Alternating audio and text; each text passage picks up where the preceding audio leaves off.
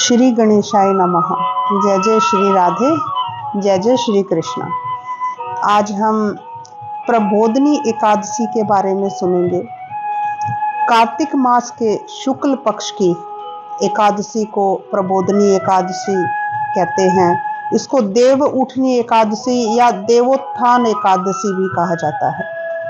देखिए महाराज, इस एकादशी का जो है बहुत ही विशेष महत्व है। वैसे तो हर एक एकादशी बहुत ही विशेष है, लेकिन ये अलग से विशेष इसका महत्व इसलिए है कि कहते हैं कि अगर कोई मनुष्य एकादशी के व्रत नहीं भी कर रहा है, जैसे लगातार हम एकादशी के व्रत करते हैं, वो नहीं भी कर रहा है, तो उसको ये वाली कुछ एकादशियां हैं 26 एकादशियों में से जो जरूर करनी चाहिए। उनमें से ये एक है प्रबोधनी एकादशी या देव उठनी एकादशी। इसका व्रत जरूर करना चाहिए। क्यों करना चाहिए? क्योंकि इसी दिन भगवान विष्णु 4 महीने की योग निद्रा से जागते हैं और आज से ही महाराज सभी मांगलिक कार्य जो है वो प्रारंभ हो जाते हैं। तो अब के बार की जो है कार्तिक मास 2024 की जो प्रबोधनी एकादशी जो पड़ रही है, देखिए 10वीं 11 नवंबर को शाम को जो है एकादशी प्रारंभ हो रही है 6:46 पर। तो आपको 11 तारीख की एकादशी नहीं करनी है। ये मैंने पहले भी बताया था कि जिस तिथि में 10वीं तिथि पड़ती है एकादशी में, वो कभी भूलकर भी नहीं करनी है। तो हमें जो व्रत करना है वो 12 नवंबर का मंगलवार का व्रत करना है और उसमें जो है एकादशी शाम को 4:04 पर समाप्त होगी। अब द्वादशी तिथि जो है एकादशी का जो पारण होगा वो द्वादशी तिथि को 13 नवंबर सुबह 6:42 से 8:51 सुबह तक जो है आप पारण कर सकते हैं और द्वादशी तिथि शाम को 1:01 पर समाप्त हो जाती है। तो ये समय है जो व्रत कर रहे हैं उनके लिए। तो महाराज आज का जो दिन है, या तो आज के दिन यानी कि एकादशी के दिन या द्वादशी के दिन जो है सब मनुष्य जो है वो तुलसी विवाह करवाते हैं। तो इस दिन के व्रत से मनुष्य के, देखिए कहा गया है, ये मैं पद्म पुराण से सारी बातें आपको बता रही हूँ, आप पढ़ सकते हैं कि पिछले जन्मों के, सिर्फ पिछले एक जन्म के नहीं, पिछले जन्म जन्मांतर के इकट्ठे हुए पाप वे सब भस्म हो जाते हैं, सब समाप्त हो जाते हैं इस एक एकादशी का व्रत करने से। देखिए कितना बड़ा व्रत है ये, कितना बड़ा महत्व है इसका। और एकादशी का व्रत महाराज बड़ा व्रत होता है। अगर इसको सही ढंग से पूरे संकल्प लेके हमें इसको करना चाहिए, तो ये व्रत जो है 10वीं तिथि को रात को हमें भोजन इसमें नहीं किया जाता है। एकादशी को भी एक बार फलाहार होता है और द्वादशी को भी एक ही बार भोजन किया जाता है। तो ये मान के चलिए कि 3 दिन का ये व्रत रहता है। तो इस दिन भगवान विष्णु की पूजा, उनके नाम का जाप, दिन में शयन नहीं करना और सारा दिन कोशिश करना है हमें कि हम भगवान के नाम का जाप करते रहें।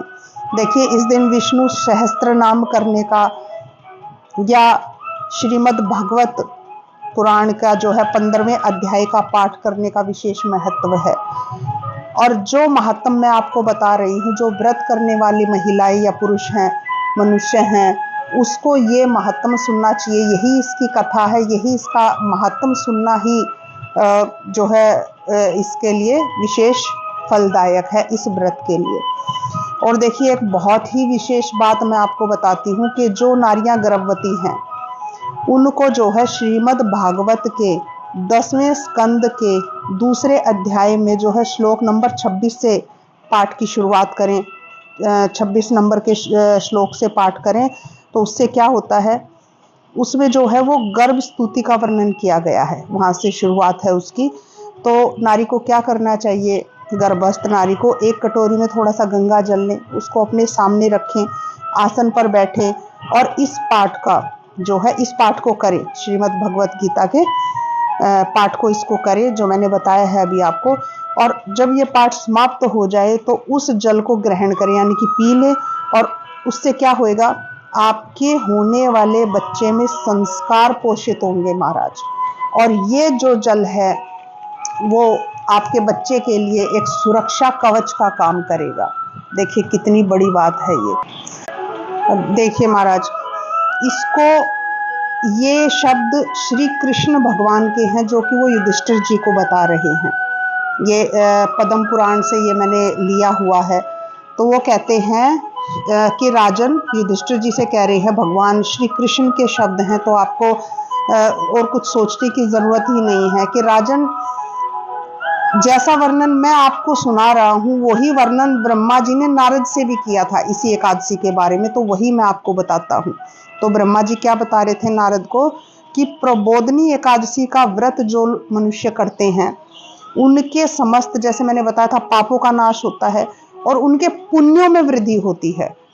तो और जो अच्छी बुद्धि वाले, उत्तम बुद्धि वाले जो मनुष्य होते हैं उनको मोक्ष मिलता है। देखिए, समुद्र से लेकर सरोवर तक, यानी कि इस पृथ्वी पर, इस सृष्टि में जितने भी तीर्थ हैं वे सभी अपने जो है महात्म का तभी तक गर्जना करते हैं जब तक कि कार्तिक मास में विष्णु भगवान की प्रबोधनी तिथि नहीं आ जाती। देखिए कितने सरोवर में स्नान करते हैं, कितने तीर्थों में हम दर्शन करते हैं, तो कितना महात्म है इस एकादशी का कि उन सब का से जो हमें फल मिलता है वो सिर्फ मात्र इस एक एकादशी के व्रत से वो सारा फल मिल जाता है। तो आप थोड़ा सा सोच के देखिए, अपने दिमाग पर जोर डालिए कि क्या मिल रहा है हमें। कहते हैं भगवान कृष्ण कि प्रबोधनी एकादशी को एक ही उपवास कर लेने से मनुष्य 1000 अश्वमेध तथा 100 राजसूय यज्ञ का फल पा लेता है। देखिए कितना दुर्लभ चीज है। और भी सुनिए, बहुत ध्यान से सुनिएगा। कहते हैं कि जो दुर्लभ है, यानी कि जो चीज दुर्लभ है, जो आसानी से नहीं मिल सकती है और जिसकी प्राप्ति असंभव है तथा जिसे त्रिलोकी में किसी ने भी नहीं देखा है, अगर ऐसी वस्तु की कामना भी आप करते हैं तो वो आपको प्रबोधनी एकादशी का एक ये व्रत करने से आपको वो चीज प्राप्त हो जाती है। ऐसे भगवान के वचन हैं। बताइए और क्या ही चाहिए आपको। कहते हैं कि भक्ति पूर्वक उपवास करने पर मनुष्य को इस हरि बोधनी एकादशी जो है ये ऐश्वर्य, संपत्ति, उत्तम बुद्धि, राज्य तथा सुख प्रदान करती है और बड़े बड़े पापों को जो है वो समस्त मूल से नष्ट कर देती है। देखिए, कहते हैं कि इस एकादशी के दिन रात्रि जागरण का बहुत महत्व बताया गया है। जो रात्रि के समय जागरण करता है, भगवान के का नाम लेता है, भजन करता है, और इस दिन वैसे भी जो है क्योंकि भगवान सो करके जागते हैं तो जागरण का इस दिन के लिए बहुत महत्व बताया गया है कि वाद्य यंत्र वगैरह बजा करके भगवान की जो कथा करते हैं या उनके समक्ष गान करते हैं, नृत्य करते हैं और विष्णु भगवान की कथाएं करते हैं, तो वो भगवान उनको तीनों लोकों से ऊपर विराजमान करते हैं। देखिए कितनी बड़ी बात है, बहुत बड़ी बात है महाराज जी। और इस दिन दान का बहुत बड़ा महत्व है। दान आदि करने से जो है असंख्य मतलब जिनकी आप गिनती भी नहीं कर सकते, इतने पुण्यों की आपको प्राप्ति होती है इस दिन दान करने से। इसलिए कहते हैं, पद्म पुराण में वर्णित है कि इस दिन कंजूसी आपको बिल्कुल नहीं करनी चाहिए। नाना प्रकार के फल जो है आपको प्राप्त होते हैं इस दिन के दान से।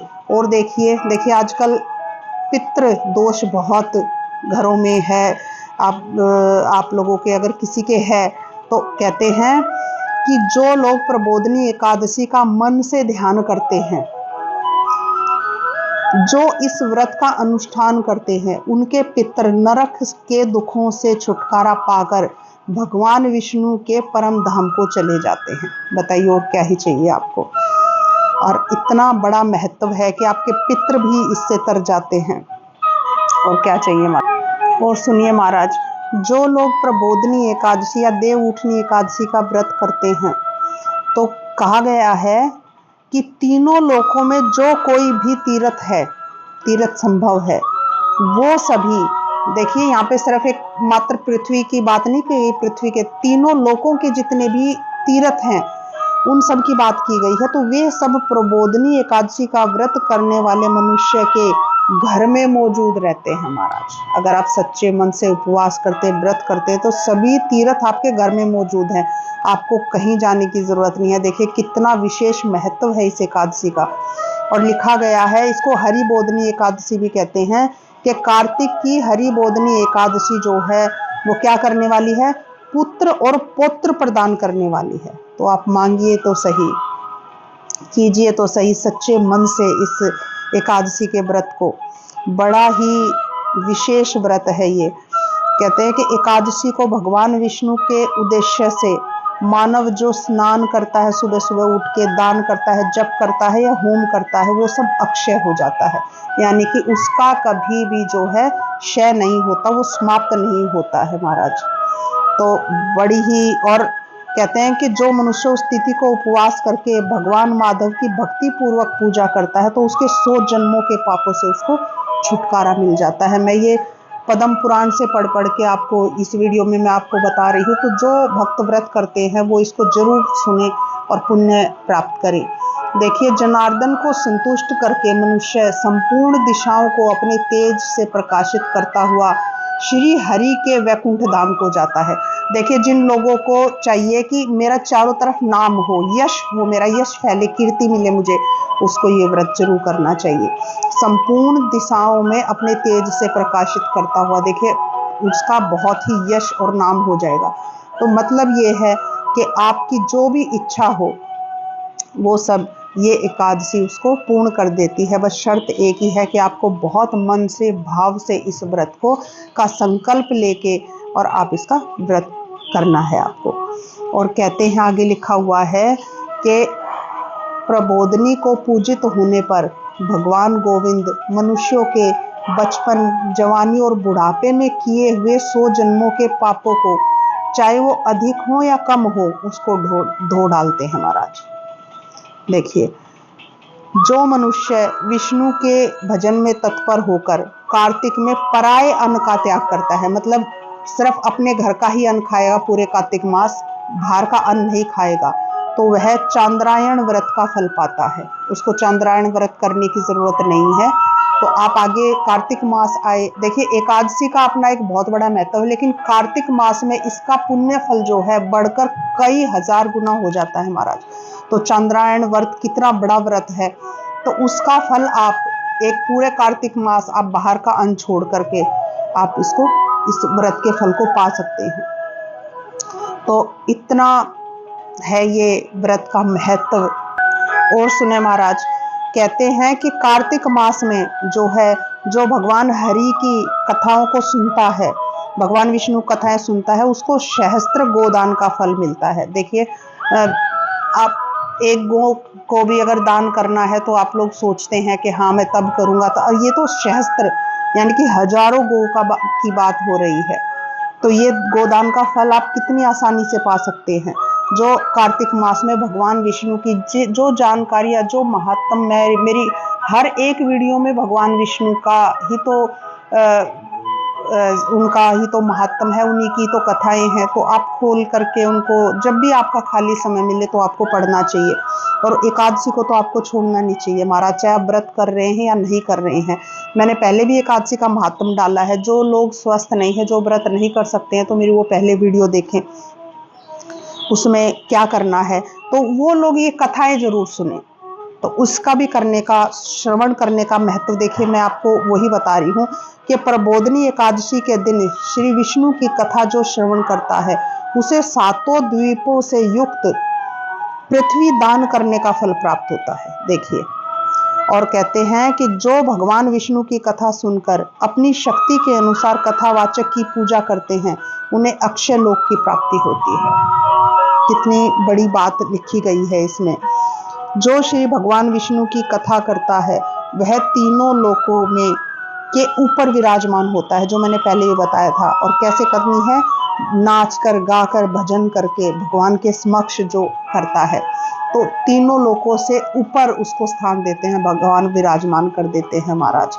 ऐसा ये प्रबोधनी एकादशी को जो है महाराज, कहते हैं कि अर्घ्य देने से करोड़ों गुना होकर के मिलता है आपको। इतना महत्व है इस एकादशी का। और कहते हैं कि श्रीमद् भागवत की कथा जो सुनता है, जैसे मैंने शुरुआत में ही आपको बताया, अथवा पुराण का इसका पाठ करता है, और तो ध्यान से सुनिएगा, मैं श्लोक की बात नहीं कर रही, मैं कह रही हूँ इसमें लिखा है पद्म पुराण में कि एक एक अक्षर पर कपिला दान का फल मिलता है। कपिला गाय है, उसके दान का फल आपको मिलता है। कितनी बड़ी बात है महाराज, आपको नहीं छोड़ना है। कम से कम इस कथा को आप हर रोज सुने, सिर्फ एकादशी के दिन नहीं, हर रोज सुने। लिखा गया है इसमें कि केतकी के एक पत्ते से पूजित होने पर भगवान गरुड़ ध्वज 1000 वर्ष तक अत्यंत तृप्त रहते हैं। देखिए भगवान को तृप्त करने का कितना आसान साधन है ये आपके पास। कहते हैं कि जो अगस्त के फूल से भगवान जनार्दन की पूजा करता है, उसके दर्शन मात्र से नरक की आग बुझ जाती है। अलग अलग फूलों से अलग अलग फल का इसमें महत्व बताया गया है, वही मैं आपको बता रही हूँ, बड़े ध्यान से सुनिएगा।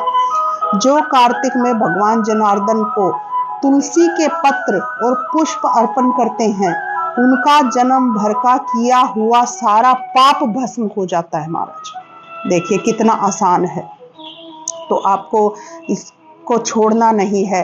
कहते हैं कि सब प्रकार के फूल और पत्तों को चढ़ाने से जो फल होता है, वह कार्तिक मास में तुलसी के एक पत्ते से मिल जाता है। देखिए कार्तिक मास का भी कितना महत्व है, और तुलसी माता का भी, पूरे पेड़ का नहीं, सिर्फ एक पत्र का कितना बड़ा महत्व है। तो ये आपको जरूर करना चाहिए। और अंत में लिखा गया है कि 100 यज्ञों द्वारा देवताओं का यजन करने और अनेक प्रकार के दान देने से जो पुण्य होता है, वह कार्तिक में तुलसी मात्र से केशव की पूजा करने का फल जो है प्राप्त हो जाता है। देखिए तुलसी दल का कितना महत्व है कि सभी अनेक प्रकार के दान करने से जो पुण्य होता है, वो तुलसी दल के एक पत्र से भगवान केशव की पूजा करने से आपको फल मिल जाता है। तो महाराज इसी के साथ मैं ये कहूँगी कि इस व्रत को बड़े भाव से, बहुत प्रेम से करें और श्रद्धा के साथ पूर्ण करें। और व्रत करें या ना करें, इस कथा को अवश्य सुने। देखिए इतना बड़ा महत्व है, बड़े ध्यान से और भाव से सुने। इसी के साथ मैं आपसे आज्ञा लेती हूँ। जय जय श्री कृष्ण, जय जय श्री राधे।